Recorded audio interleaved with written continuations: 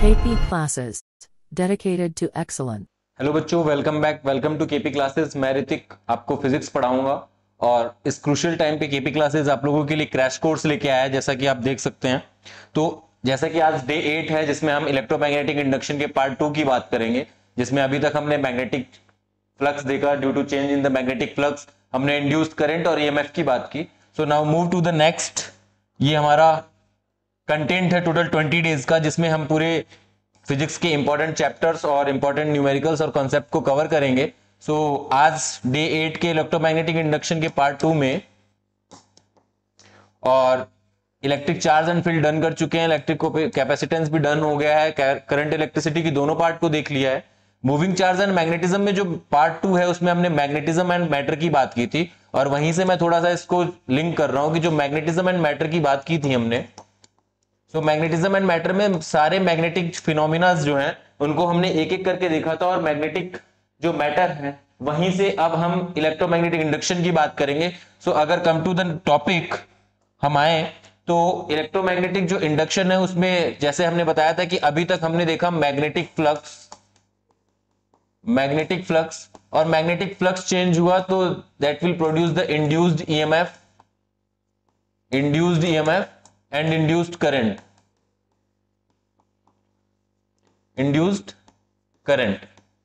इन सारी चीजों को देखने के बाद अब हम बात करेंगे लेंज लॉ और फैराडे लॉ। हमने देख लिया है Lenz law and Faraday law, Faraday's law भी हमने देख लिया है। सो अब हम बात करेंगे कि how to we find the self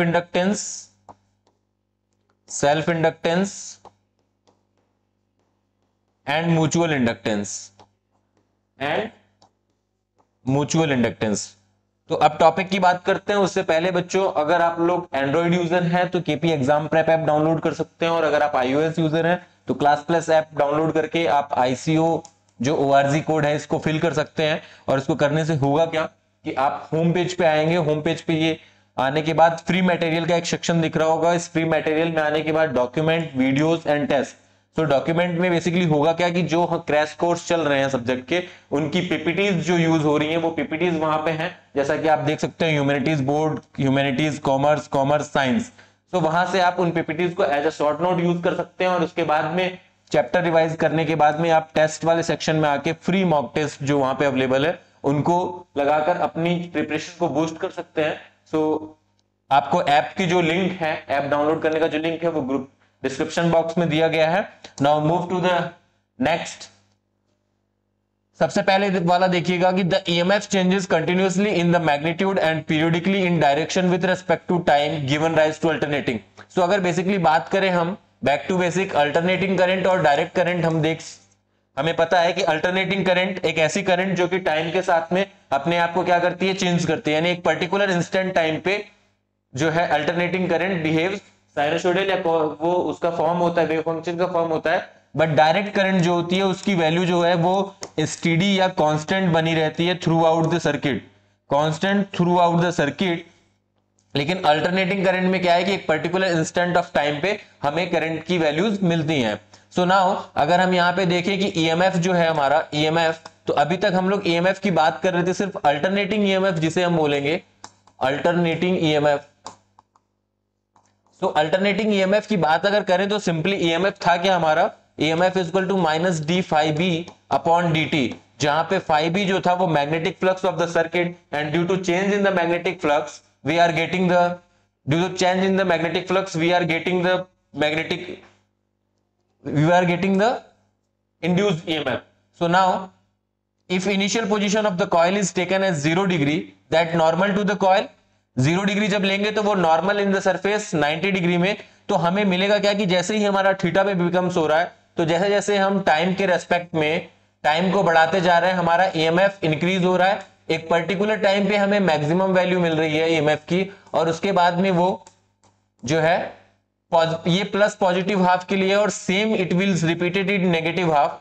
so negative half वाला साइकिल जो है वो पाई से 2 पाई तक है, क्योंकि अब आपको पता है कि पाई से 2 पाई, तो ये जो बिहेवियर है, इस ग्राफ का बिहेवियर है वो एक्चुअली, क्योंकि EMF is equal to E, अगर हम ई कहें तो E naught cos omega T. So cos function जो है, तो cos फंक्शन के अनुसार, cos फंक्शन है, cos में ओमेगा जो है हमारी एंगुलर जो है वेलोसिटी है, और 0 से पाई तक की वैल्यू के लिए हमें जो बिहेवियर दिया गया है, और it's a periodical behaviour, it repeated itself into a particular instant of time.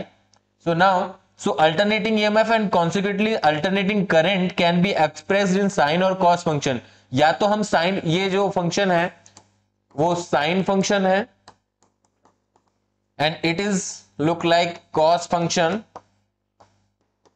cos function में देखिए कि एक पर्टिकुलर जीरो पे जब टाइम जीरो है आपका, तो उस टाइम पे वैल्यू जो है वो आपकी मैक्सिमम है, उसके बाद डिक्रीज होते होते फिर आपको इंक्रीज जो है वो 2 पाई पे मिल रही है। तो इस तरह से ये ग्राफ का बिहेवियर है अल्टरनेटिंग ईएमएफ का with respect to the time. So now next, eddy currents और Foucault currents. So eddy current कुछ नहीं है, बेसिकली आपने अभी तक देखा कि ईएमएफ इज इक्वल टू क्या था, minus D five B upon D T, where phi b is the magnetic flux through the circuit. So the induced circulating looping currents produces in solid metals due to change in the magnetic field. क्योंकि अभी तक जो induced current की बात करें या eddy currents की बात करें, तो अगर मैं induced current की भी बात करता हूं तो induced current I induced मुझे मिला कैसे था बच्चों, epsilon by r, और epsilon nothing but is the change in the magnetic flux with respect to the time. और वहां पे जो इंड्यूस करंट है वो सिंपली मेरा किस पे डिपेंड कर रहा था, जो आई है वो B A cos theta upon R, यही था। So B A cos theta upon R into में टी, क्योंकि जो एप्सिलॉन है वो minus D five by D T है, ठीक है। तो अगर coming to the topic, so the eddy current is the induced circulating currents produced in solid metal due to change in the magnetic field, और magnetic field कह दो या magnetic flux कर दो, क्योंकि मैग्नेटिक फ्लक्स और फील्ड तो phi B is equal to B A cos theta, ठीक है। तो इसलिए change in the magnetic field और magnetic flux in the metal are called eddy currents. अगर इसकी बात करें मैं तो एक मैग्नेटिक फील्ड यहां पे यूनिफॉर्म मैग्नेटिक फील्ड लिया गया है जिस बी वेक्टर, एंड ये मेटालिक ब्लॉक है कोई इसमें जो कि प्लेस्ड है, और जो यहां पे सर्कुलेटिंग जो लूप्स हैं, तो उस सर्कुलेटिंग लूप्स के जो है वो सॉलिड, तो जैसे ही मैग्नेटिक फील्ड चेंज होगा यहां पे, तो यहां पे क्या होगा, एक एडी करंट्स, क्योंकि due to changing in the magnetic field, changing in the magnetic field क्या होगा यहां पे, एडी करंट्स, क्योंकि changing in the magnetic field के कारण मैग्नेटिक फ्लक्स चेंज होगा, जिसके कारण हमें जो मिलने वाला जो करंट्स है वो भी चेंज होगा, इंड्यूस करंट मिलेगा उस पर्टिकुलर सिनेरियो में। अगर एप्लीकेशन ऑफ एडी करंट्स की बात करें तो सबसे पहला, in introduction furnace eddy currents are used for melting iron. जो एडी करंट्स है वो यूजुअली यूज क्यों होता है कि ऐसा एक फर्नेस है, एक ऐसा इंडक्शन है जो कि मेल्टिंग आयरन को और भी जो मटेरियल्स हैं, जो सब्सटेंसेस हैं, उनको मेल्ट कर देता है, यानी इट मींस ये बहुत ही ज्यादा हीटेबल होता है, ऐसा फर्नेस है ये। In speedometer, eddy currents are used to measure the instantaneous speed of the vehicle. In deadbeat galvanometer, eddy currents are used to stop the damping of the coil. तो जो डैम्पिंग होती है कॉइल की, वो भी major किससे होती है, एडी करंट से मेजर होती है। Now, in electric brakes of the train, eddy currents are produced to stop the rotation of the axle of the wheel. जो व्हील के बीच में जो रोटेशन होता है, जो एक्सल के बीच में, उसको स्टॉप करने के लिए भी एडी करंट्स यूज होती है।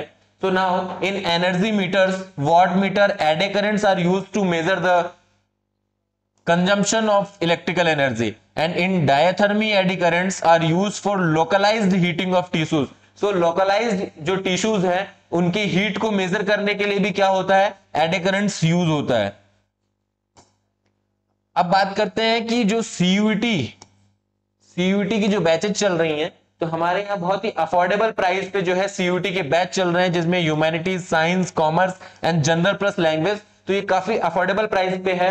अगर आपका भी बोर्ड एग्जाम्स के बाद में सीयूईटी प्रिपरेशन कर रहे हैं आप, तो ये जो बैच है वो आप ही के लिए। इस बैच को आप परचेज करने के लिए डिस्क्रिप्शन बॉक्स में लिंक दिया गया है, वहां पे आप ज्वाइन हो सकते हैं, और उसके बाद में आप ये बैचेज जो है ये लेके वहां पे अपनी प्रिपरेशन स्टार्ट करिए। सो नाउ सेल्फ इंडक्टर, तो बात करते हैं हम सेल्फ इंडक्शन की। तो self induction is the phenomena of inducting. Actually देखिए पहले कुछ बातें समझनी होगी कि सबसे पहले inductor, inductance, inductance and induction, ये तीन चीजें हैं। तो सबसे पहले इन तीन चीजों को समझते हैं कि इंडक्टर एक डिवाइस है और इंडक्टेंस उसका फिनोमिना है, और इंडक्टेंस जो है, इंडक्शन, ये एक प्रॉपर्टी है। Induction is a property, inductance जो है वो उसके फिनोमिना है, और इंडक्टर एक डिवाइस है। सो अब बात कर रहे हैं सेल्फ इंडक्टेंस की। तो self inductance is the phenomena of inducing EMF in the self coil due to change in the current and hence the change in the magnetic field या मैग्नेटिक फ्लक्स। तो सबसे पहले बात कर रहे हैं सेल्फ इंडक्टेंस की। तो जैसे कि नाम से ही पता चल रहा होगा सेल्फ इंडक्टेंस, तो ये जो करंट है, ये जो इंडक्टेंस, ये फिनोमिना है, वो सेल्फ इंड्यूस्ड होती है। और वो क्या होती है? Inducing of the self coil due to change. क्योंकि कभी भी अगर इंड्यूस की बात करें या इंडक्टेंस की बात करें तो आपको पता है कि change in the magnetic field और मैग्नेटिक फ्लक्स, यही सभी चीजों को यहां पे इलेक्ट्रोमैग्नेटिक इंडक्शन में प्रोड्यूस करती है। तो चेंज होगा मैग्नेटिक फील्ड में या मैग्नेटिक फ्लक्स में, सो that's why they are producing this a phenomena which known by the self induction. Now the induced EMF opposes the growth or decay of current in the coil and hence decay the current to acquire the maximum value.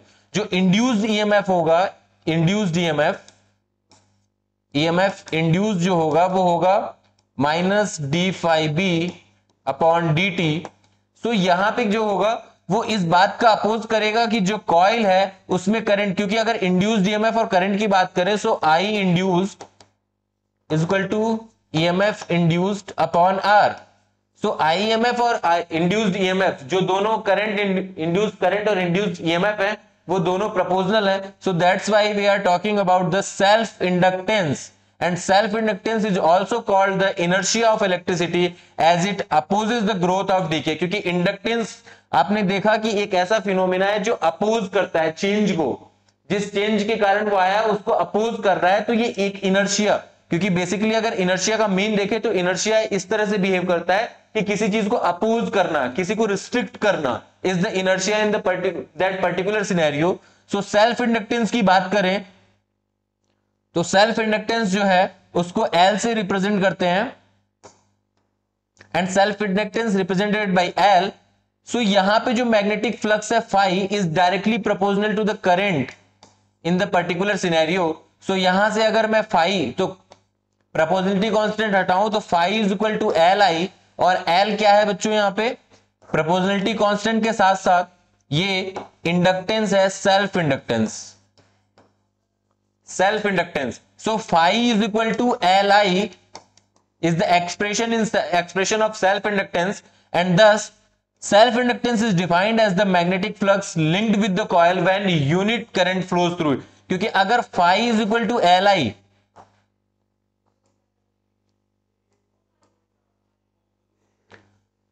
अगर phi is equal to Li है, तो अगर particular scenario में I is equal to 1 ampere मान ले, तो इस वाले सिनेरियो में जो सेल्फ इंडक्टेंस है कॉइल का, self inductance of coil, it becomes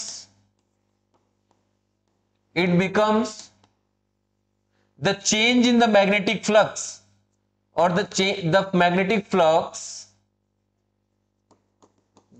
flux in the particular circuit is known by self inductance. Self inductance, ठीक है बच्चों। सो अगर अब बात करें कि इस वाले सिनेरियो में, तो phi is equal to L I, now E is equal to minus D phi by D T. तो अगर इंड्यूस्ड ईएमएफ और सेल्फ इंडक्टेंस में क्या, तो induced EMF is equal to minus D phi by upon D T, और इस वाले scenario में फाई जो है मेरा एल आई है, so minus L D I upon D T. ये सेल्फ इंडक्टेंस का एक्सप्रेशन है, सेल्फ इंडक्टेंस,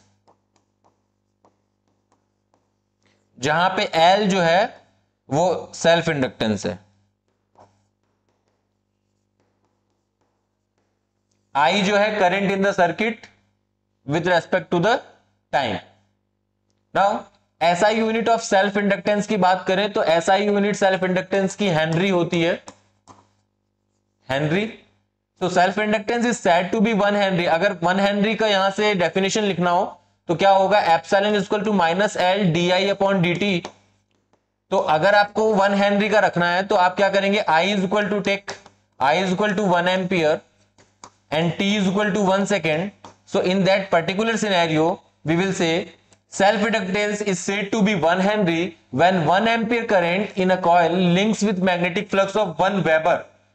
जो मैग्नेटिक फ्लक्स है वो 1 वेबर ले, और पर्टिकुलर सिनेरियो में अगर करंट 1 एम्पियर हो तो उस वाले सिनेरियो में जो इंडक्टेंस है वो 1 हेनरी के इक्वल होगा।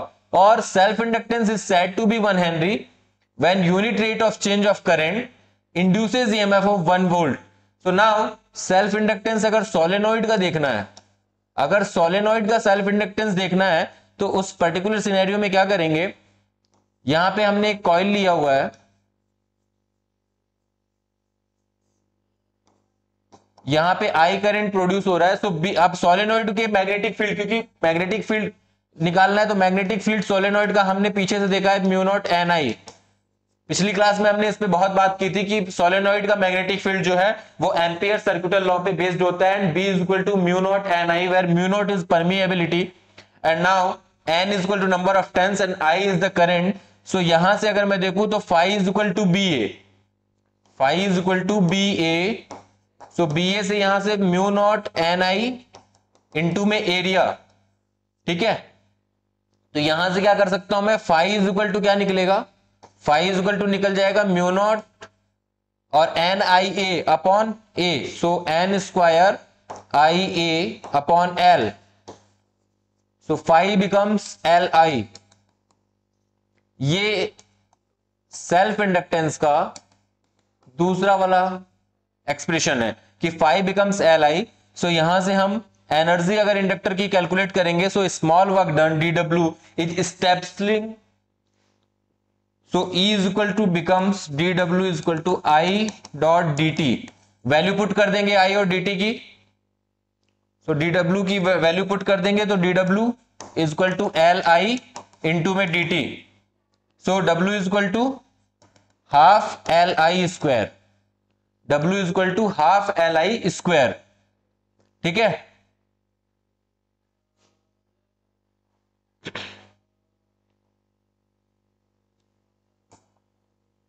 म्यूचुअल इंडक्टेंस की बात करेंगे बच्चों, म्यूचुअल इंडक्टेंस। तो mutual inductance is the phenomena of inducing EMF in the secondary coil due to change in current in the primary coil and hence the change in the magnetic flux in the secondary coil. अब mutual inductance की बात करेंगे तो mutual inductance के लिए दो circuit लेना होगा।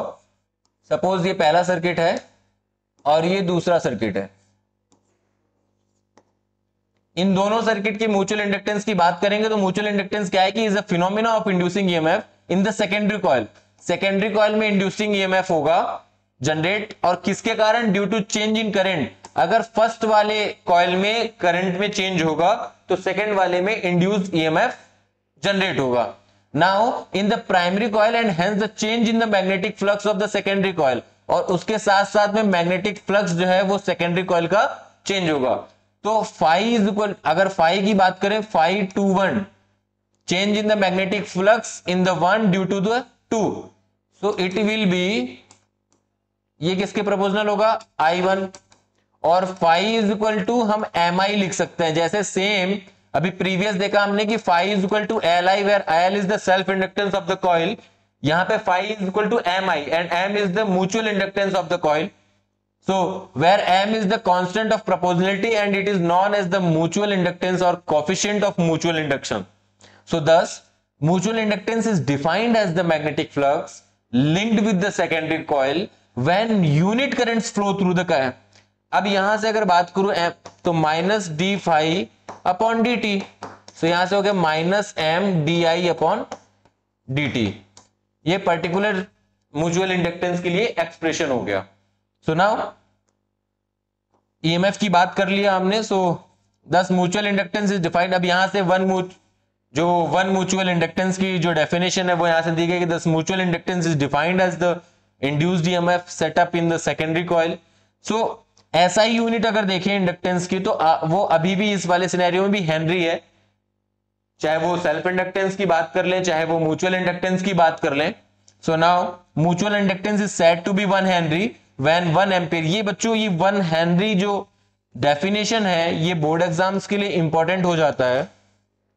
So mutual inductance is said to be 1 Henry when 1 ampere current is the primary coil links magnetic flux of 1 Weber।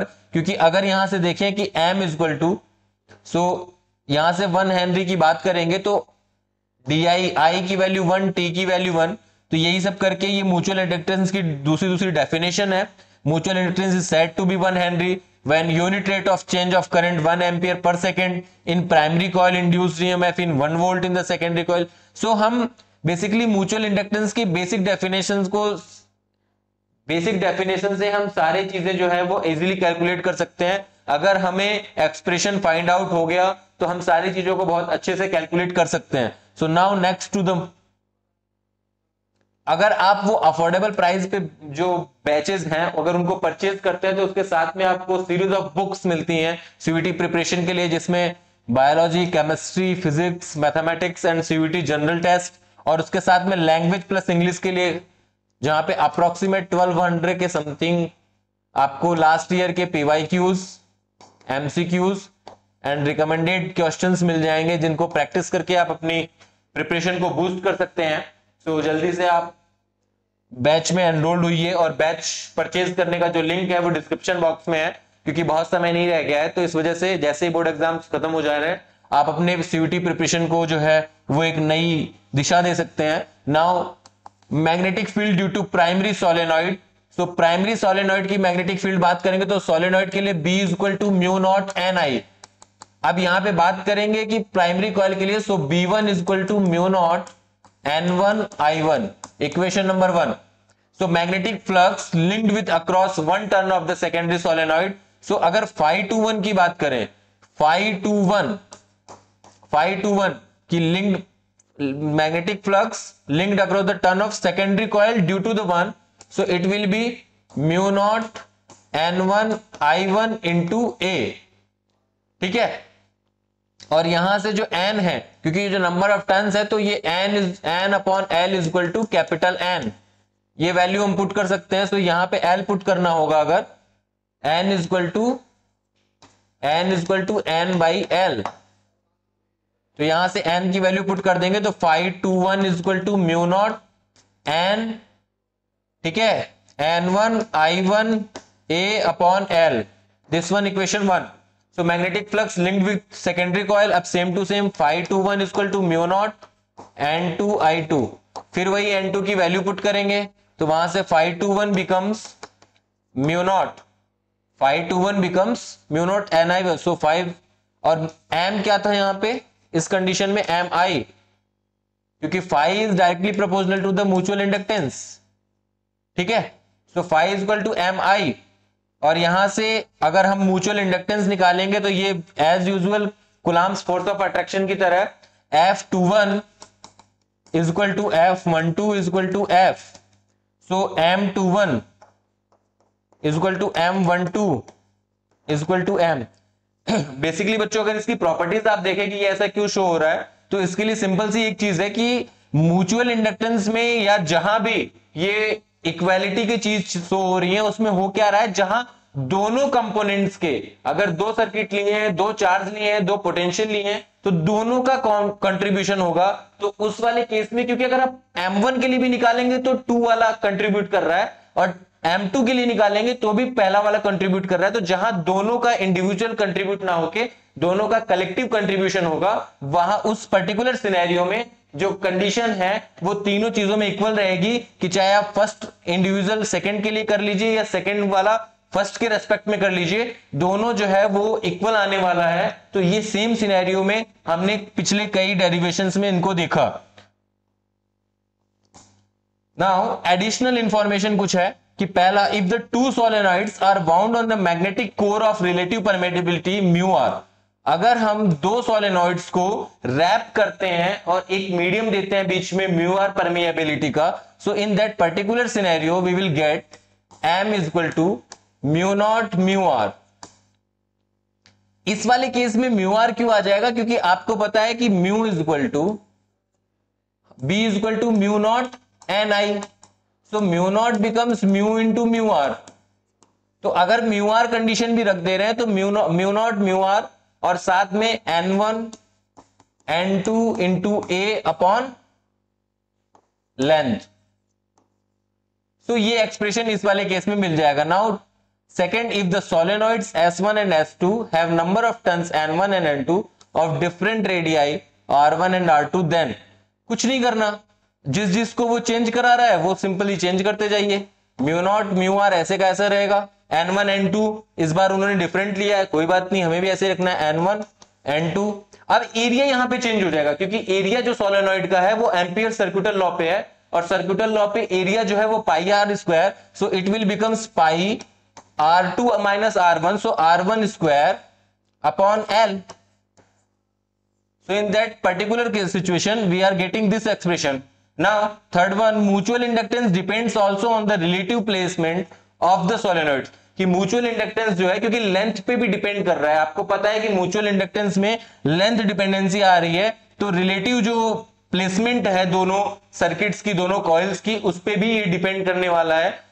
And fourth one, coefficient of coupling K between two coils having self inductance L1 and L2 and mutual inductance M.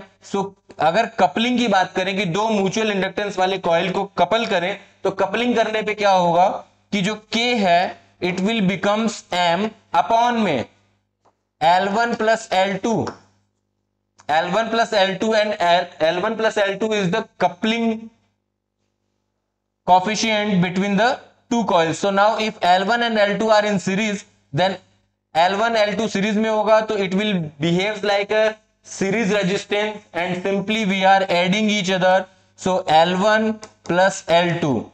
Now if L1 L2 are parallel, so it behaves like resistance parallel combination, so 1 upon L is equal to 1 upon L1 plus 1 upon L2. It's all about the additional information of the chapter self magnetic induction, electromagnetic induction. Now it is the CVT result of past years. आप देख सकते हैं यहाँ पे कि past year के result है, जिसमें जिन भी लोगों ने पिछले साल एडमिशन लिया था हमारे अफोर्डेबल पर जो बैचेस चल रहे हैं CVT पे बेस्ड, उनमें तो ये काफी अच्छा रिजल्ट रहा है। इनको 100% स्कॉलरशिप मिली है एमिटी से, एंड ये सभी बच्चे अपने ड्रीम्स कॉलेज में एडमिशन लिए हैं। तो अगर आप भी चाहते हैं अपने ड्रीम कॉलेज में एडमिशन लेने के लिए, तो आपको क्या करना है, सीधे जाना है, डिस्क्रिप्शन बॉक्स में लिंक दी हुई है, वहां से आपको CVT प्रिपरेशन बेस पे जो बैचेस चल रहे हैं अफोर्डेबल प्राइस पे, उनको परचेज करना है और अपनी प्रिपरेशन स्टार्ट करना है। Now it's all about the day 8 electromagnetic induction, and thank you. अब नेक्स्ट चैप्टर में हम बात करेंगे अल्टरनेटिंग करंट की, और अल्टरनेटिंग करंट में हम different type of LCR circuit देखेंगे, LCR कॉम्बिनेशन पे, जहां पे अभी तक हमने एक इंडिविजुअली पे सबसे पहले हम रेजिस्टेंस को, कैपेसिटर को देख लिया था। आज जो कंप्लीट हमने बात की वो L जो कि इंडक्टेंस था उसकी बात की है। नाउ अब हम अल्टरनेटिंग करंट में इन सबको बहुत अच्छे तरीके से पढ़ेंगे। तो ये था आज का, thank you. KP classes dedicated to excellence.